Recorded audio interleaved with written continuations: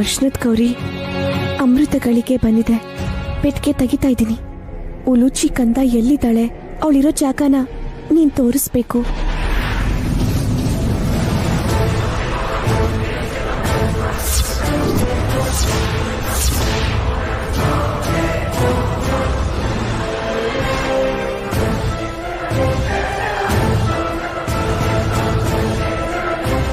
ನೈನಿ, ಏನಾದ್ರೂ ಗೊತ್ತಾಯ್ತಾ? ಪೆಟ್ಗೆಯಲ್ಲಿ ಅರ್ಶನದ ಗೌರಮ್ಮ ಇಲ್ಲ. ಏನ್ ಹೇಳ್ತಿದ್ಯಾ? ಸರಿಯಾಗಿ ನೋಡಿದ್ಯಾ? ನಿಜವಾಗ್ಲೂ ಇಲ್ಲ. ಹಾಗೆ ಹೇಗಾಗುತ್ತಕ್ಕ? ಅತ್ತೆ ಮೇಲೆ ನನ್ ಗಂಡನ್ ಮೇಲೆ ಡೌಟ್ ಪಡ್ಲೇಬೇಕು ಅಂತೀಯಾ? ಅವ್ರು ಯಾಕೆ ಮಾಡ್ತಾರೆ? ಒಳ್ಳೇದಾಗಕ್ ಬಿಡಲ್ವಲ್ಲ. ನೀನ್ ಬಾ, ನಾನು ಹೇಳ್ತೀನಿ. ನೈನಿ, ಏನಾದ್ರು ಹಿಂಟ್ ಗೊತ್ತಾಯ್ತಾ? ಇಲ್ಲ ಯಜಮಾನ್ರೆ.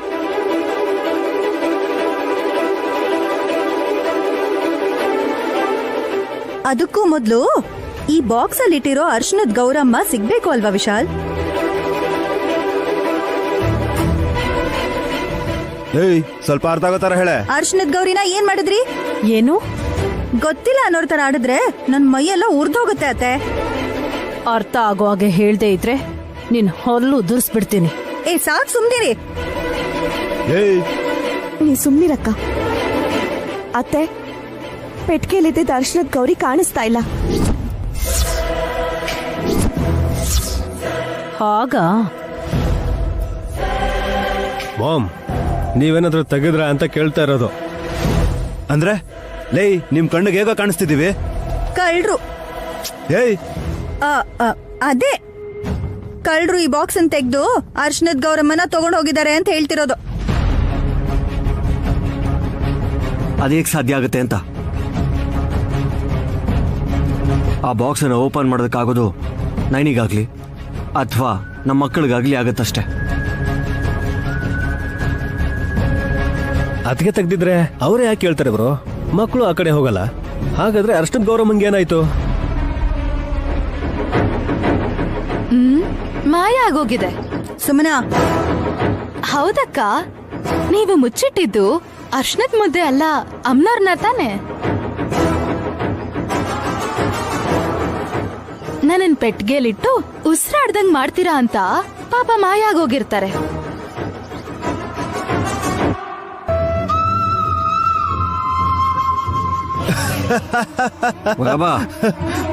ಯಾಕೆ ನಗ್ತಿದ್ಯಾ?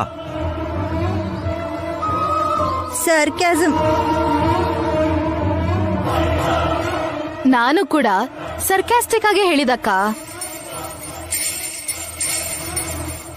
ನಮ್ಮಕ್ಕ ಮಾಡೋ ನಾಟಕಕ್ಕೆ ವಲ್ಲಭಾವಂಗೆ ನಗು ಬಂತು, ನನಗೆ ಕೋಪ ಬಂತು. ನೀನ್ ಅಪಾರ್ಥ ಮಾಡ್ಕೋತಾನೆ ಇರ್ತೀಯ ಸುಮನ. ಮಹಾ ತಾಯಿ ನೀನು. ನೀನ್ ನನಗ್ ಬುದ್ಧಿ ಹೇಳಕ್ ನೋಡ್ಬೇಡ. ನೀನಾಗ್ಲಿ ನಿನ್ ಮಕ್ಳಾಗ್ಲಿ ಅದನ್ ತೆಗಿಬೋದು ಅಂತ ಸ್ವಾಮಿಗಳೇ ಹೇಳಿದ್ಮೇಲೆ ಅತ್ತೆ ಮೇಲೆ ಅನುಮಾನ ಪಟ್ಟು ಹಾಸಿನಿ ಅಕ್ಕ ಯಾಕೆ ಹೇಳ್ಬೇಕು? ಕೇಳು ಅಂತ ನೀನೇ ಹೇಳ್ದ್ಯಾ?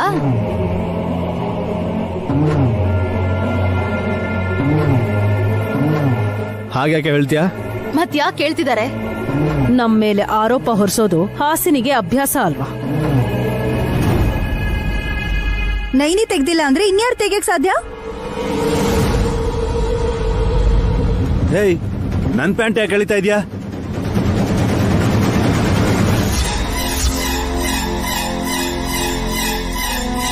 ನೀವೇ ಕದ್ದಿದ್ದು ಅಂತ ಹಾಗೆ ಮಾಡ್ತಿದ್ಯೋ ಏನೋ.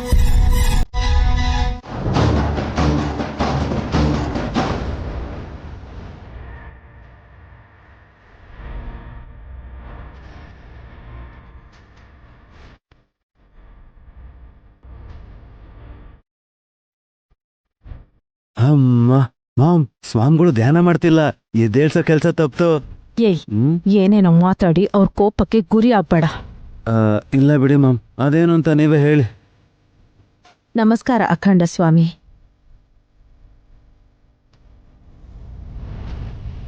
ಹೇಗ್ ಬಂದೆ ತಿಲೋತ್ತಮ?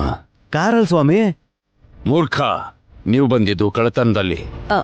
ಹೌದು ಸ್ವಾಮಿ.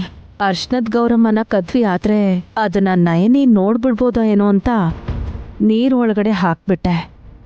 ನೀರಾದರೂ ಸರಿ, ಅಮ್ನವರು ತಮ್ಮ ಪ್ರಭಾವವನ್ನ ತೋರಿಸ್ತಾರೆ ತಿಲೋತ್ತಮ. ಆ ಕಡೆ ನೋಡ್ದೇನೆ ನೈನಿ ಹೊರಗಡೆ ಹೊಟ್ಟೋದ್ಲು ಸ್ವಾಮಿ. ವಿಧಿಸಿದ ಷರತ್ತನ್ನ ಮೀರಿ ಹೊಸಲು ದಾಟಿದಾಳೆ ಅಂದ್ರೆ ವಿಧಿ ಬರಹದ ಪ್ರಕಾರವಾಗಿ ಅವಳ ಕರ್ಮವನ್ನು ಅವಳೇ ಅನುಭವಿಸ್ತಾಳೆ ಅಂತ ಅರ್ಥ. ವಿಶಾಲ್ ಮತ್ತೆ ನಯನಿಗೆ ಗ್ರಹಬಲ ಚೆನ್ನಾಗಿಲ್ಲ ಅಂತ ಆ ಮಾಟಗಾತಿ ವಿಶಾಲಾಕ್ಷಿ ಹೊಸ್ಲು ದಾಟ್ಬಾರ್ದು ಅಂತ ಹೇಳಿದ್ಲು ಸ್ವಾಮಿ. ಗುರುಗಳು ಕೂಡ ಅದೇ ವಿಷಯ ಹೇಳಿದ್ರು. ಇವಾಗ ಏನ್ ನಡೆಯುತ್ತೆ? ನೀನೇನ್ ಮಾಡ್ತೀಯೋ ಅದೇ ನಡೆಯುತ್ತೆ. ಅವ್ರಿಗೆ ಅಪಾಯ ಹೇಗ್ ಬರುತ್ತೋ ಗೊತ್ತಿಲ್ಲ, ಆದ್ರೆ ಅದು ನಮಗ್ ಉಪಯೋಗ ಆಗೋ ಹಾಗಾದ್ರೆ ಸಾಕು. ತೊಂದರೆ ಮಾಡಬೇಕು ಅಂತ ನಿರ್ಧಾರ ಮಾಡಿದಿರ ಅಂತಾಯ್ತು. ನೀವ್ ಹಾಗೆ ಹೇಳಿದ್ಮೇಲೆ ನಾಚಿಕೆ ಆದ್ರೂ ನಾವು ತಲೆ ಆಡಿಸ್ಲೇಬೇಕಲ್ವಾ ಸ್ವಾಮಿ? ನಾನು ನಿಮಗೆ ಸಹಾಯ ಮಾಡ್ತಾ ಇದ್ದೀನಿ ಅಂತ ಅನ್ಕೋಬೇಡಿ. ಆ ವಿಧಿಯ ಪ್ರಕಾರ ನಾನು ನಡೀತಾ ಇದ್ದೀನಿ. ನೀವ್ ಹೇಗ್ ಹೇಳ್ತಿರೋ ಹಾಗೆ ಮಾಡ್ತೀನಿ ಸ್ವಾಮಿ.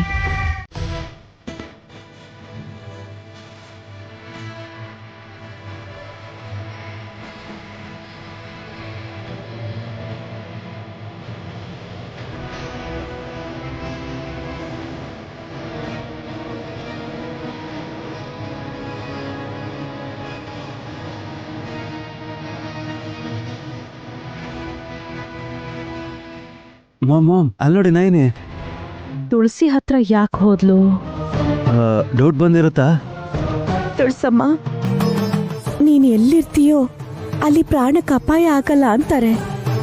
ಆದ್ರೆ ಏನು ತಿಳಿದಿರೋ ಹಾವನ್ ಮರಿ ನನ್ ತಂಗಿ ಮಗಳು ಉಲುಚ್ಚಿ, ಅವಳೆಲ್ಲಿದ್ದಾಳೋ ಏನೋ ಯಾರಿಗೂ ಗೊತ್ತಿಲ್ಲ. ಗೊತ್ತಿದ್ದು ಮಾಡಿದೀವಿ ಅನ್ನೋ ವಿಷಯ ಅವಳಗ್ ಗೊತ್ತಿಲ್ಲ. ಪಾಪ. ಪರವಾಗಿಲ್ಲ ಬಿಡೋ, ಅಯ್ಯೋ ಅನ್ಬೇಡ. ಅವಳು ಒದ್ದಾಡ್ಬೇಕು. ನಮ್ ಮುಲುಚ್ಚಿ ಇರೋ ಜಾಗ ತಿಳ್ಕೋಬೇಕು ಅಂದ್ರೆ ಅಮೃತ ಗಳಿಗೆಲಿ ಅರ್ಶನದ ಗೌರಮ್ಮನ ದರ್ಶನ ಮಾಡ್ಬೇಕು ಅಂತ ಹೇಳಿದ್ರು. ಆದ್ರೆ ಆ ತಾಯಿ ನೀರಲ್ಲಿ ಕರ್ಗಿ ನಿನ್ ಗರ್ಭದಲ್ಲಿ ಸೇರಿದಾಳೆ ಅಂತ ಸ್ವಾಮೀಜಿ ಹೇಳಿದ್ರು. ಅಯ್ಯೋ ದೇವ್ರೆ, ನೋಡಿದ್ರ ಮಾಮ್ ಗುರುಗಳನ್ನ? ಹಿಂಟ್ ಕೊಟ್ಟಿರ್ತಾರೆ. ಬುದ್ಧಿವಂತೆ ನಯನಿ ಅರ್ಥ ಮಾಡ್ಕೊಂಡಿರ್ತಾಳೆ. ಈಗ ಮಗು ಎಲ್ಲಿದೆ ಅಂತ ತಿಳಿಯೋ ಹಾಗೆ ಮಾಡೋ ಜವಾಬ್ದಾರಿ ನಿಂದೇನಮ್ಮ. ನಿನ್ ಮೇಲೆ ಭಾರ ಹಾಕ್ತಾ ಇದ್ದೀನಿ. ಹೊಸ್ಲು ದಾಟಬಾರ್ದು ಅಂತ ವಿಶಾಲಾಕ್ಷಿ ಹೇಳಿದ್ರು. ನಾ ಮುಲುಚ್ಚಿಗೋಸ್ಕರ ಮಾತು ಮೀರ್ದೆ. ಮನೇಲಿರೋರ್ಗೆ ಧೈರ್ಯ ಹೇಳ್ಬರ್ತೀನಿ ತಾಯಿ. ನೀನ್ ದಾರಿ ತೋರ್ಸು.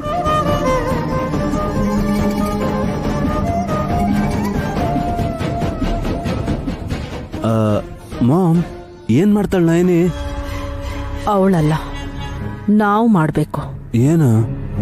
ಹುತ್ತದ ಹತ್ರ ಕರ್ಕೊಂಡು ಹೋದ್ರೆ ನಮ್ ಪ್ಲಾನ್ ಸಕ್ಸಸ್ ಆಗಿ ನಾವು ಅನ್ಕೊಂಡಿದ್ದಾಗತ್ತೆ. ನಡಿ. ಸ್ವಲ್ಪ ಹೊತ್ತು ತಾಳ್ಮೆಯಿಂದ ಇದ್ರೆ ಹುಲಿಚಿನ ಎತ್ಕೋಬಹುದು ನೀನು.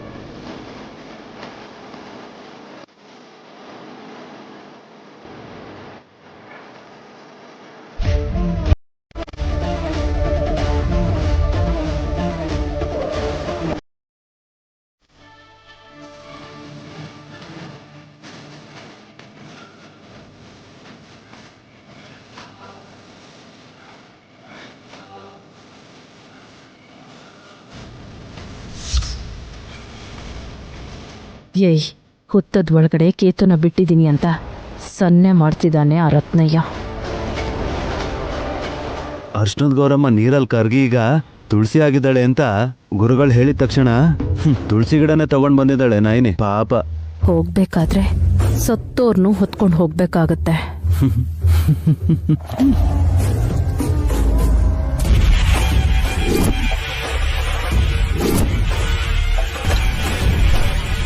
ಅಲ್ಲೋಡಿ ಅಗ್ನಿಕುಂಡದ ಹುತ್ತ.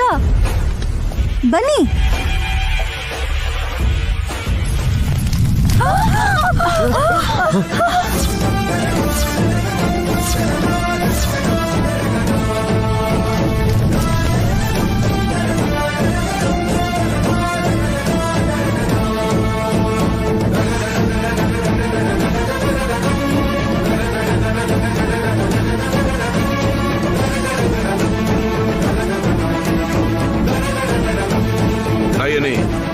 ಹೊಸಿಲು ದಾಟಿದ ನೀನು ಒಂದು ಹೆಜ್ಜೆ ಮುಂದೆ ಹಾಕಬಾರ್ದು ಅಂತ ವಿಶಾಲಾಕ್ಷಮ್ಮನವರು ಸೂಚಿಸ್ತಾ ಇದ್ದಾರೆ. ಬರೋ ಗಂಡಾಂತರನ ನೀನು ಊಹಿಸೋಕಾಗಲ್ಲ. ಯಾಕೆ ಅಂದ್ರೆ ನಿನ್ನ ಮಗಳು ಗಾಯತ್ರಿನ ಕರಿನಾಗ ಕಚ್ಚೋದ್ರಲ್ಲಿದ್ದಾನೆ. ನಿನ್ನ ಮಗು ಮುಂದಿರೋ ಗಂಡಾಂತರನ ನೀನು ಗ್ರಹಿಸೋಕ್ ಸಾಧ್ಯ ಇಲ್ಲ. ಇದಕ್ಕಿದ್ದಾಗೆ ಬೆಂಕಿ ಕಿಡಿ ಬಂದಾಗ ಬಂದು ಮಾಯ ಆಗೋಯ್ತು.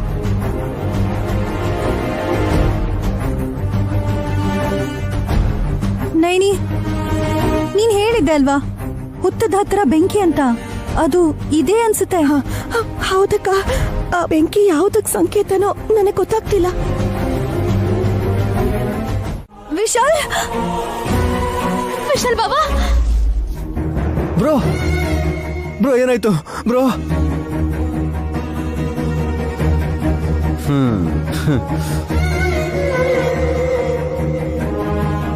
ವಿಶಾಲ್, ವಿಶಾಲ್, ವಿಶಾಲ್ ಬಾಬಾ, ವಿಶಾಲ್ ಬಾಬಾ. ಬ್ರೋ ಸುಮನ, ಗುರುಜಿ ಸಿಕ್ಬಿಟ್ಲು. ನೈನಿ, ಯಜಮಾನ್ರಿಗೆ ಏನಾಯ್ತು? ನೈನಿ, ವಿಶಾಲ್ಗೆ ಕರಿ ನಾಗರಾವ್ ಕಚ್ಚಿಬಿಡ್ತು.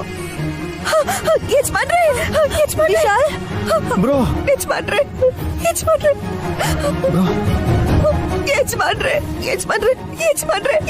ಇಲ್ಲಿ ನೋಡಿ.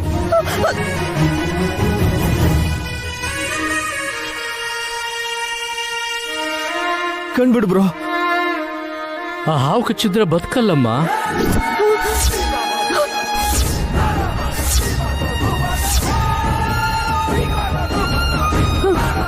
ಯಜಮಾನ್ರೆ, ನಿಮಗೆ ಏನ್ ಅಪಾಯ ಬಂದ್ರು ನನಗೆ ಮೊದ್ಲೇ ಗೊತ್ತಾಗ್ತಿತ್ತಲ್ಲ.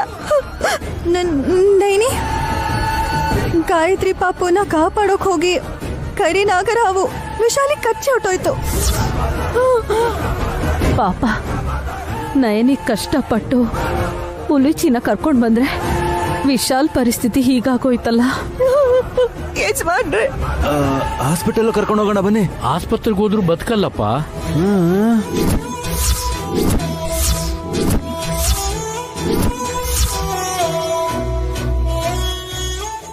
ವಿಕ್ರಾಂತ್ ಅವ್ರೆ, ಯಜಮಾನ್ರನ್ ಕರ್ಕೊಂಡ್ ಬನ್ನಿ, ನಾನು ಅವ್ರನ್ನ ಉಳಿಸ್ಕೋತೀನಿ. ನಾನ್ ಸುಮಂಗಲಿಯಾಗಿ ಸಾಯ್ತೀನಿ ಹೊರತು ವಿಧವೆಯಾಗಿರಲ್ಲ ಅಂತ ವಿಶಾಲಾಕ್ಷಮ್ಮಂಗ್ ಗೊತ್ತು.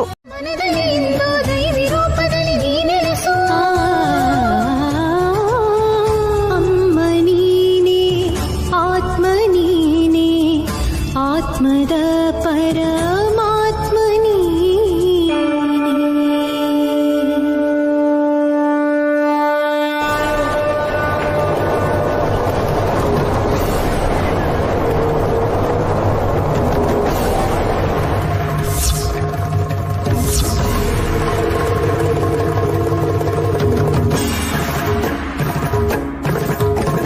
ಮಾಮ್, ಬದುಕ್ತಾನೆ ಅಂತೀರಾ? ಚಾನ್ಸೇ ಇಲ್ಲ ಅಂದ್ಮೇಲೆ ಪ್ರಶ್ನೆ ಯಾಕೋ ಮಾಡ್ತೀಯ? ನೈನಿ, ಅಮ್ಮನವರು ದಯ ತೋರಿಸ್ಲಿಲ್ಲ.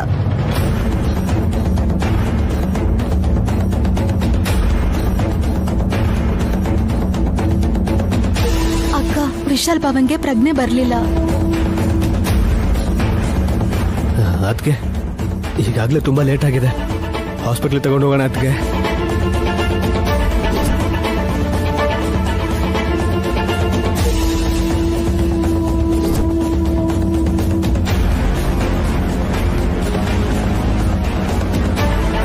ಯಾರ ಮಾತಕ್ಕೂ ಉತ್ತರ ಕೊಡ್ದೇನೆ ಅಮ್ಮನವ್ರ ಕಡೆ ನೋಡ್ತಾ ಇದ್ದಾಳಲ್ಲ ನಯನಿ.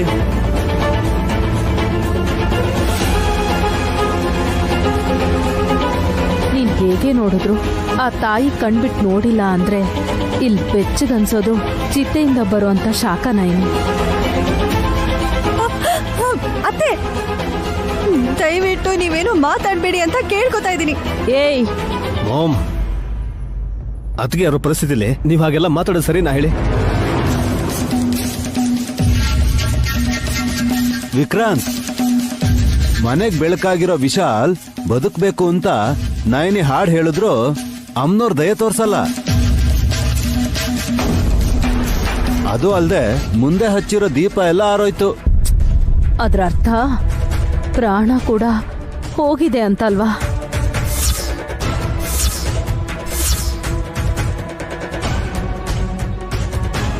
ಹಾಸ್ಪಿಟ್ಲ್ ಕರ್ಕೊಂಡ್ ಹೋದ್ರೆ ಇದೇ ಮಾತನ್ನ ಡಾಕ್ಟರ್ ಹೇಳ್ತಾರತ್ತೆ, ನಮ್ಮ ಅಕ್ಕನ್ ಗಂಡ ಸತ್ ಹೋದ್ರು ಅಂತ. Shut up.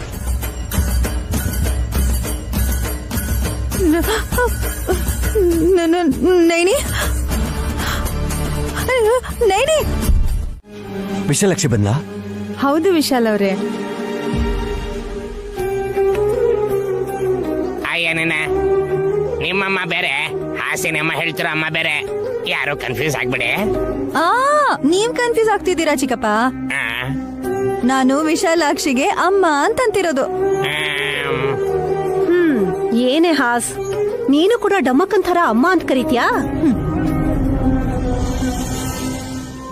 ಮಾಯಿ ಮಾಡೋದು ಆ ವಿಶಾಲಾಕ್ಷಿನೇ. ಹುಲಿಚಿನ ಕ್ಷೇಮವಾಗಿ ಮನೆ ಕರ್ಕೊಂಡ್ ಬಂದಿದೀವಿ ಅಲ್ವಾ? ಹಾವಿನ ರೂಪದಲ್ಲಿದ್ದಾಗ ದಾರಿ ತಪ್ಪಿ ಅಗ್ನಿಕುಂಡದ ಪ್ರಾಂತಕ್ಕೆ ಹೋಗಿದ್ದಾಳೆ ಅಂತ ಹಾಗಾಗಿದ್ದು. ವಿಕ್ರಾಂತ್ ಅವರೇ, ನಡೆದೋಗಿರೋದ್ರ ಬಗ್ಗೆ ಚರ್ಚೆ ಬೇಡ. ನಡಿಬೇಕಾಗಿರೋದೇನಿದೆ? ಅಮ್ಮ ಬರೋವರೆಗೂ ಗೊತ್ತಾಗಲ್ಲ. ನಿಲ್ಸೆ, ನೀನು ಆ ಹುಡುಗಿನ ಅಮ್ಮ ಅಮ್ಮ ಅಂತ ಕರಿತೀಯಲ್ಲೇ, ಆ ಕರೆಯೋದು ಬೇಡ್ಕೊಳ್ಳೋ ತರ ಇದೆ. ನಾನಲ್ಲ ರೀ, ನೀವೇ ಬೇಡ್ಕೊಳ್ಳೋ ಪರಿಸ್ಥಿತಿ ಬರುತ್ತೆ, ನೋಡ್ತೀರಿ. ನೋಡೋಣ, ಎಲ್ರೂ ನೋಡೋಣ ಅಮ್ಮನ್ನ. ಬಾ ಅಮ್ಮ.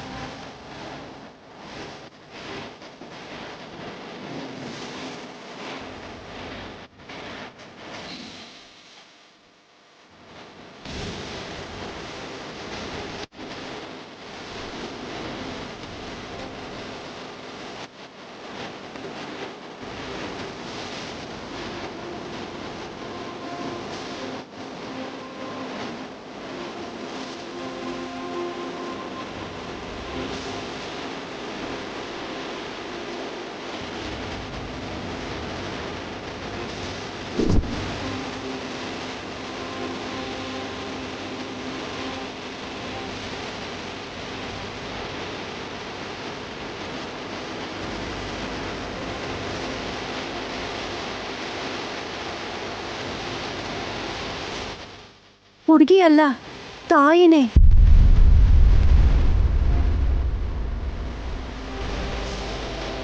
ತಾಯಿ ಅಂತ ಅಲ್ವೇನೆ ಆ ಹುಡುಗಿನ ನೋಡಿ.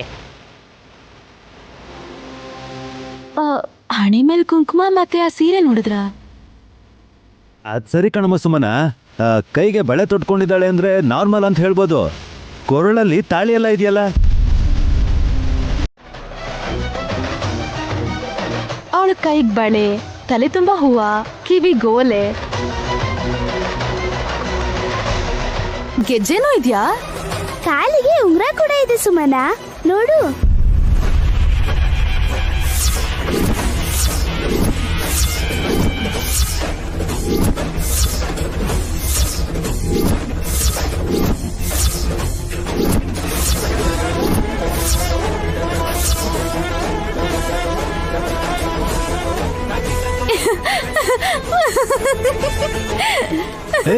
ಯಾಕೆ ಹಾಗಂತಿದ್ಯಾ? ಕಾಲ್ಗೆ ಅಳ್ತಾ ಕೂಡ ಹಾಕೊಂಡ್ ಬಂದಿದ್ದಾಳೆ, ನೋಡಿದ್ರಾ? ಒಂದ್ ನಿಮಿಷ ಸುಮ್ನೆ ಇರ್ತೀರಾ? ವಿಶಾಲಾಕ್ಷಿ ಏನೇ ಮಾಡಿದ್ರು ಅದ ಕಾರಣ ಇದ್ದೇ ಇರುತ್ತೆ. ಹೇಳಿದ್ಲಲ್ಲ ನೈನಿ, ದೇವಿಯರ ನವರಾತ್ರಿ ಬರ್ತಾ ಇದೆ ಅಂತ. ಅಮ್ಮನವ್ರ ಹಬ್ಬ ಶುರುವಾಗ್ತಿದೆ ಅಂತ ಅವ್ರ ತರಾನೇ ವೇಷ ಹಾಕೊಂಡು ತೋರ್ಸಕ್ ಬಂದಿದ್ದಾಳೆ ತಂಗ್ಯವ್ವ.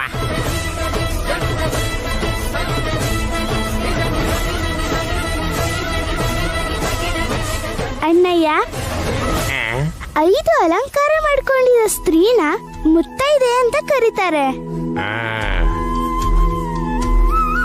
ಕಾಲಿಗೆ ಗೆಜ್ಜೆ ಮತ್ತೆ ಉಂಗ್ರ, ಕೈಗೆ ಗಾಜಿನ ಬಳೆ, ಕತ್ತಲ್ ಮಂಗಳವಾರ ತಾಳಿ, ಹಣೆ ಮಧ್ಯದಲ್ಲಿ ಕುಂಕುಮ ಮತ್ತೆ ಜಡೆಗೆ ಹೂವು. ದಿನ ಈ ಅಲಂಕಾರ ಇದ್ರೆ ಆಗ ನಮ್ಗೆ ಯಾವುದೇ ರೀತಿ ತೊಂದರೆ ಆಗಲ್ಲ.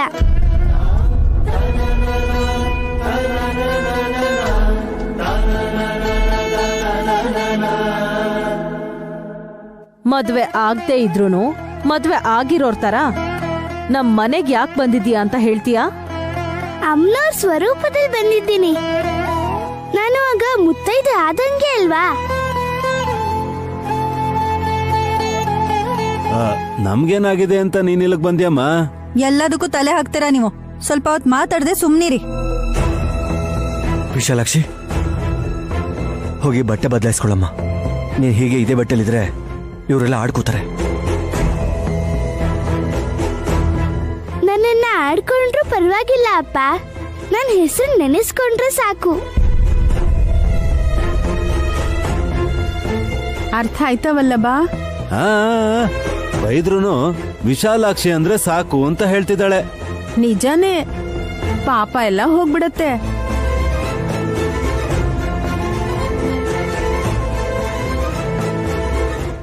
ಮಾಮ್, ಕಾಲ್ ಪೂರ್ತಿ ಚಾಚಕ್ಕಾಗ್ತಿಲ್ವಾ ಮಾಮ್? ಚಾಚು ಹಾಕಿದ್ರೆ ಸೆಲ್ ಟವರ್ ತರ ನೆಟ್ಟಗ್ ನಿಲ್ತಾ ಇರ್ಲಿಲ್ವೇನೋ? ಏನಾಯ್ತಾ ಏನೋ ಮಾಮ್, ಸಡನ್ ಆಗಿ ರೋಗಿಷ್ಟೇ ತರ ಆಡ್ತಾ ಇದ್ದೀರಾ. ಏ ಇಡಿಯಟ್, ನನಗ್ ಯಾವ ರೋಗ ಇದೆಯೋ? ಮೂಳೆ ಹಿಡ್ಕೊಂಡ್ಬಿಟ್ಟಿದೆ ಅಷ್ಟೇ ಕಣೋ.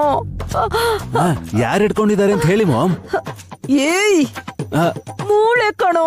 ಅದೇ ಮಾಮ್, ಮೂಳೆ ಹಿಡ್ಕೊಂಡು ಹೋಗೋರು ಯಾರು? ನಾಯಿನಾ? ತಾನೇ ಹೊರಟೆ ನನ್ ಮಗನೇ.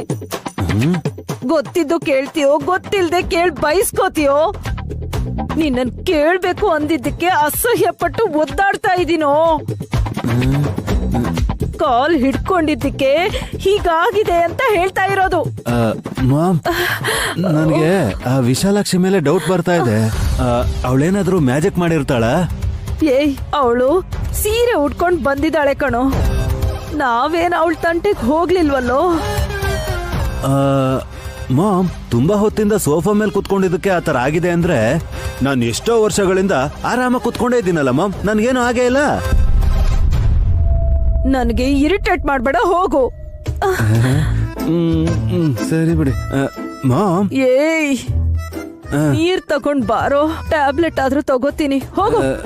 ಸರಿ ಮ್ಯಾಮ್. ಏನು ಮಾತಾಡಾಗಿಲ್ಲ. ಅಯ್ಯೋ, ಆಗಲ್ಲಪ್ಪ. ನಾನೇನ್ ಖಾಲಿ ಕೂತಿಲ್ಲ ನಿನ್ ತರ. ಏನಾದ್ರೂ ಒಂದ್ ಕೆಲ್ಸ ಮಾಡ್ತಾನೆ ಇರ್ತೀನಿ.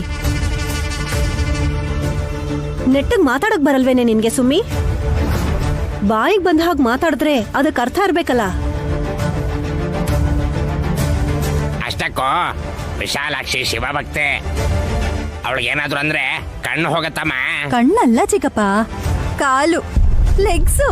ಅತ್ತೆ ಹಾಗೆಲ್ಲ ಮಾತಾಡಿದಕ್ಕೆ ಪೈಲ್ಸ್ ಪ್ರಾಬ್ಲಮ್ ಇರೋ ಪೇಷಂಟ್ ತರ ಹೇಗ್ ನಡ್ಕೊಂಡ್ ಬರ್ತಿದ್ದಾರೆ ನೋಡಿ. ಏಯ್, ಸುಮ್ನಿರಕ್ಕ, ನೀನ್ ಹಾಗೆ ಹೇಳಿದ್ರೆ ಪಾಪ ವಿಶಾಲಾಕ್ಷಿನ ಇವರೆಲ್ಲ ಆಡ್ಕೋತಾರಷ್ಟೇ. ಇನ್ನೇನ್ ಆಡ್ಕೊಳ್ಳೋದು ನೈನಿ? ನೆಟ್ಟಗ್ ನಿಂತ್ಕೊಳಕ್ಕೂ ಆಗ್ತಿಲ್ಲ ಅತ್ತೆ ಕೈಲಿ. ನಂಗನ್ಸೋ ಪ್ರಕಾರ ಈ ಸೀರೆಯಲ್ಲೇ ಗೊಟ್ಟಕ್ಕಂತಾರೇನೋ. ಏಯ್, ನನ್ ಸೀರೆ ವಿಷಯ ನಿನಗ್ಯಾಕೆ? ಡಮ್ಮೋ ಡಮ್ಮ, ಏನ್ ಮಾಡ್ತಿದ್ಯಾ ಸುಮನ ಅಂತ ಅಮ್ಮ ಕೇಳಿದ್ರೆ ನಿಮ್ ನಡುವೆ ದೊಡ್ಡ ಜಗಳ ಆಗೋ ತರ ಇದೆ.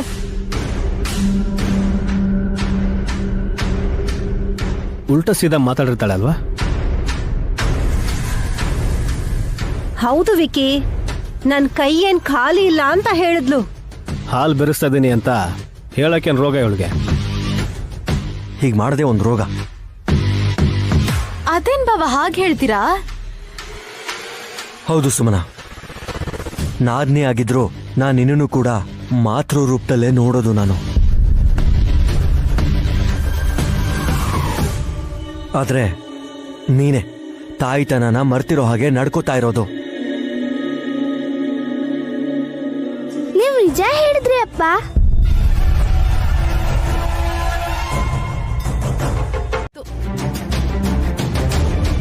ನಿನಗ್ ಒಳ್ಳೇದ್ ಬಯಸಿ ಹೇಳ್ತಿದ್ದಾಳೆ ಅಂತ ನಿನಗೆ ಅರ್ಥ ಆದ್ರೆ ಸಂತೋಷನೇ ಸುಮನ.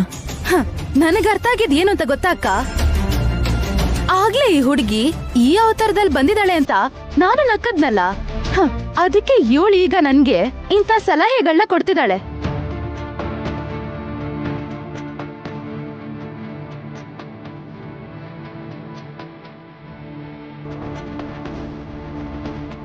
ಸುಮನಾ, ಅದು ಕೆಲ್ಸಕ್ಕೆ ಬರೋ ಸಲಹೆ ಅಲ್ಲ. ಮಗುನ ಬದುಕಿಸ್ಕೊಳ್ಳೋದಕ್ಕೆ, ಆರೋಗ್ಯವಾಗಿರೋ ಹಾಗೆ ಮಾಡೋದಕ್ಕೆ ಕೊಟ್ಟಿರೋಂಥ ಒಳ್ಳೆಯ ಸಲಹೆ. ಅಮ್ಮ ಹೇಳ್ದ ಹಾಗೆ ನೀನೇ ಉಲೂಚಿಗೆ ಹಾಲು ಕೊಟ್ರೆ ಒಳ್ಳೇದು ಸುಮನಾ. ಬೇಕಾಗಿಲ್ಲ. ಪೌಡರ್ ಹಾಲು ಚೆನ್ನಾಗಿರತ್ತೆ. ಅಲ್ಲ, ನನ್ ಮಗಳಿಗೆ ಪ್ರಾಬ್ಲಮ್ ಇಲ್ಲ, ನಿಮ್ಗೇನ್ ಪ್ರಾಬ್ಲಮ್ ಅಂತ ಅರ್ಥ ಆಗ್ತಿಲ್ಲ. ಸುಮನಾ, ನಿನಗೆ ಯಾವಾಗಲೂ ಹೇಳೋ ಮಾತನ್ನೇ ಮತ್ತೆ ಮತ್ತೆ ಹೇಳ್ತಾ ಇದ್ದೀನಿ ಅಂತ ಅನ್ಕೋಬೇಡ. ವಿಶಾಲಾಕ್ಷಿ ವಯಸ್ಸಲ್ಲಿ ನಿನಗಿಂತ ಚಿಕ್ಕವಳು, ಆದರೂ ಕೂಡ ಎಷ್ಟು ಒಳ್ಳೆ ರೀತಿ ಹೇಳಿದಾಳೆ. ಅರ್ಥ ಮಾಡ್ಕೋ. ಮದ್ವೆ ಆಗಿಲ್ಲ, ಆ ವಯಸ್ಸು ಆಗಿಲ್ಲ ಅಂದ್ಮೇಲೆ ಗಂಡನೂ ಇರಲ್ಲ. ಇನ್ ಮಕ್ಳ ವಿಷಯ ದೇವ್ರಿಗೆ ಗೊತ್ತು. ದೇವ್ರಿಗೆ ಗೊತ್ತೇ ಹೊರತು ಮನುಷ್ಯರಿಗೆ ಗೊತ್ತಿಲ್ಲ, ಗೊತ್ತಾಗೋದು ಇಲ್ಲ.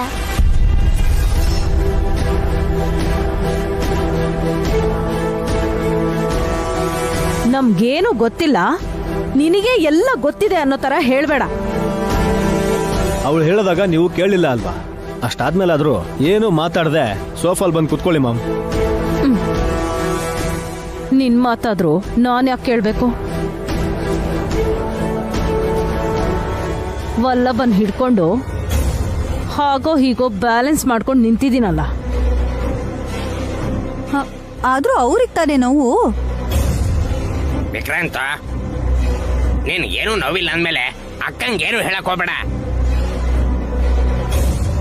ಇಲ್ಲಿದ್ರೆ ನನ್ಗೆ ಟೈಮ್ ವೇಸ್ಟ್. ನಾನು ಹೋಗ್ತೀನಿ. ನಿಂತ್ಕೋ ಸುಮನಾ. ಏನು? ನನ್ ಮಾತ್ ಕೇಳು. ನಾನ್ ಮಾತ್ರ ಅಲ್ಲ, ನೀನು ಒಬ್ಬ ತಾಯಿನೇ. ತಾಯಿ ಹಾಲೆ ಕೊಡ್ಬೇಕು ಮಗುಗೆ. ಆಹಾ, ನಾನಾದ್ರೆ ಉಲುಚಿನ ಕಷ್ಟಪಟ್ಟು ಪಡ್ಕೊಂಡೆ. ನೀನ್ ಯಾರನ್ನ ಹೆತ್ತಿದ್ಯಮ್ಮ ಮಹಾತಾಯಿ?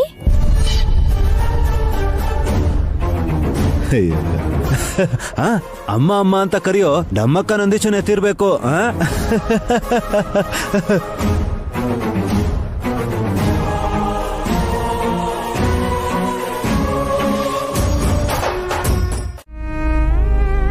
ಈ ಹೊತ್ತು ಊಟ ಮಾಡಬಾರ್ದು ಅಂತ ನಿನಗ್ಯಾರು ಹೇಳಿದ್ರು? ತಿನ್ನೋ ಮನ್ಸಿರ್ಲಿಲ್ಲ. ನನಗ್ ಬಿಡೋ ಮನ್ಸಿಲ್ಲ.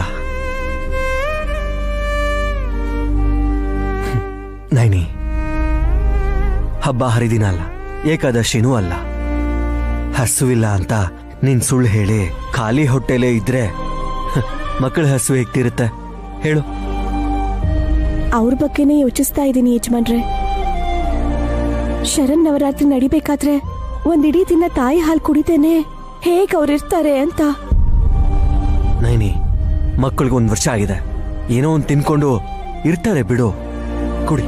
ತಂದೆ ಆಗಿರೋದಕ್ಕೆ ನೀವೀಗ ಹೇಳ್ತಿದ್ದೀರಾ? ಅದಕ್ಕಿಂತ ಮೊದಲು ನಾನು ನಿನ್ ಗಂಡ ನೈನಿ. ನಿನಗೆ ಧೈರ್ಯ ಬರೋದಕ್ಕೋಸ್ಕರ ಹೇಳ್ತಾ ಇದ್ದೀನಿ. ಮುಂದೆ ಬರೋದು ಸಂದರ್ಭಗಳೇ ಹೊರತು ಸಮಸ್ಯೆಗಳಲ್ಲ ಅನ್ನೋ ಧೈರ್ಯದಲ್ಲಿ ಹೇಳ್ತಾ ಇದ್ದೀನಿ. 9 ದಿನಗಳಲ್ಲಿ ಯಾವುದೋ ಒಂದ್ ದಿನ ಅಲ್ವಾ? ಅದ್ ಯಾವತ್ತಾಗುತ್ತೆ ಅಂತ ಗೊತ್ತಿಲ್ಲ ಅಲ್ವಾ ಯಜಮಾನ್ರೆ? ನೈನಿ, ಇನ್ನೂ ಟೈಮ್ ಇದೆ. ಹೇಗಾದ್ರೂ ನೀನು ತಿಳ್ಕೊಳ್ಳೋ ಚಾನ್ಸಸ್ ಇದೆಯಲ್ಲ. ಒಬ್ರಲ್ಲ ಇಬ್ರಲ್ಲ, ಮೊನ್ನೆ ಹುಟ್ಟಿರೋ ಉಲುಚಿನ ಸೇರ್ಸ್ಕೊಂಡ್ರೆ ಒಟ್ಟಾಗಿ 4 ಮಕ್ಕಳು. ಹಸುವಿಗೆ ಮಕ್ಕಳು ಹತ್ತಾಗ ನಮ್ ಕೈಲೇನು ಮಾಡಕ್ಕಾಗಲ್ವಲ್ಲ ಅಂತ ಬೇಜಾರಾಗ್ತಿದೆ. ಎಲ್ರ ಬಗ್ಗೆ ಯೋಚನೆ ಮಾಡೋಂತ ನೀನು ಆರೋಗ್ಯವಾಗಿ ಸಂತೋಷವಾಗಿರ್ಬೇಕು ಅಂತ ನಾನ್ ಯೋಚನೆ ಮಾಡೋದ್ರಲ್ಲಿ ತಪ್ಪಿದ್ಯಾ ನಾನಿ? ಖಂಡಿತ ಇರುತ್ತೆ. ಹಾಗಾದ್ರೆ ಈ ಹಾಲು ಕುಡಿ. ಉಪವಾಸನೂ ಇಲ್ದೇ ಇರ್ಬೇಕಾದ್ರೆ ಹಾಸ್ಕೊಂಡು ಹಾಗೆ ಮಲ್ಕೊಂಡ್ರೆ ಪಾಪ ಮಾಡ್ದಂಗಾಗುತ್ತೆ ನೀನು. ಇನ್ನೇನು ಮಾತಾಡ್ಬೇಡ, ಕುಡಿ. ಮೆಂಟಲ್ ಕುಡಿಯೇ.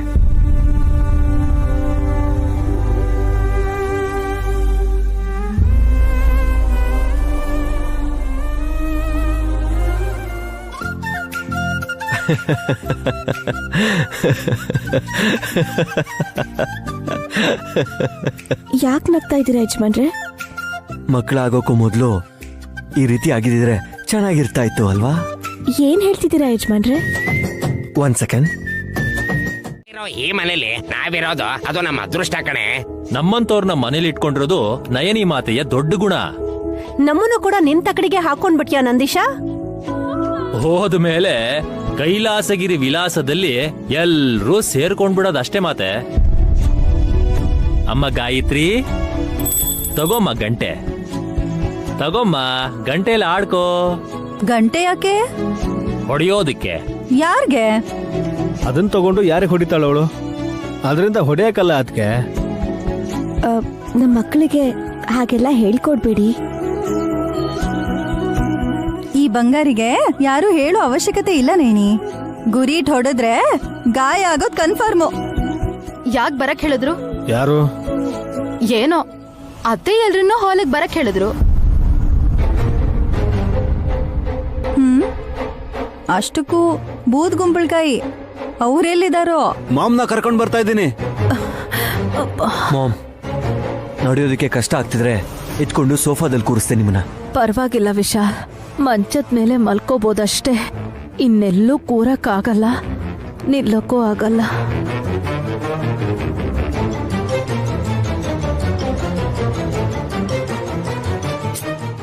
ಮಗ ಅಂದ್ರೆ ವಿಶಾಲ್, ನೀವಲ್ಲ.